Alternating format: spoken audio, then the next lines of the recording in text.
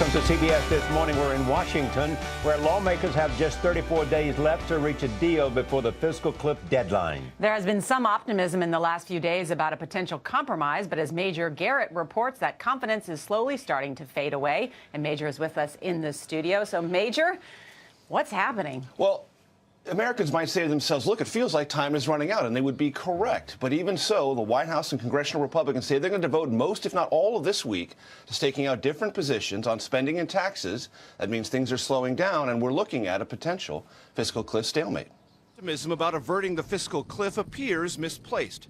Despite moves by some Republicans to put higher tax revenue from the wealthy on the table, Democrats are scoffing. They've talked some happy talk about doing revenues, but we only have a couple weeks to get something done.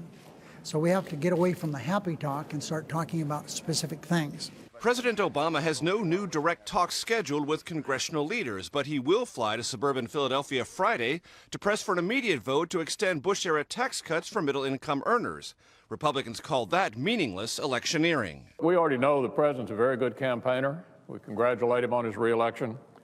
What we don't know is whether he has the leadership qualities necessary to lead his party to a bipartisan agreement. The Senate Republican leader said there's another impediment: Democratic resistance to large-scale cost savings to health care programs like Medicare and Medicaid. Every dollar that's ever been secured for anything is sacred, and they'll defend it to the death, regardless of what it means for jobs or the economy. A top White House ally, Illinois Senator Dick Durbin, argued against using fiscal cliff pressures to scale back Medicare and Medicaid benefits.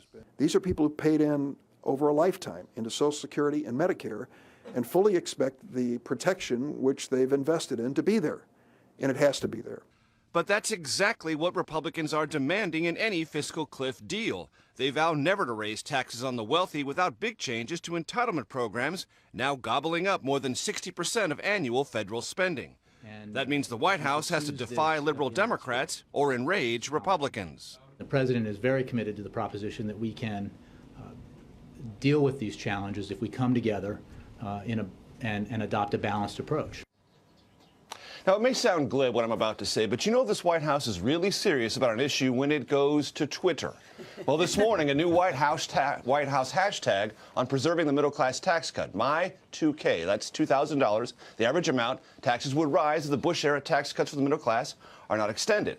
And the White House intends to hammer this issue all week, believing it will increase its leverage later when, if it happens, fiscal cliff talks actually get serious. All right, Major Garrett, thank you. And I know you'll be back at 8 with some reporting on whether the Republicans and how they're going to respond. Are giving ground on that very issue. On giving ground, really important point.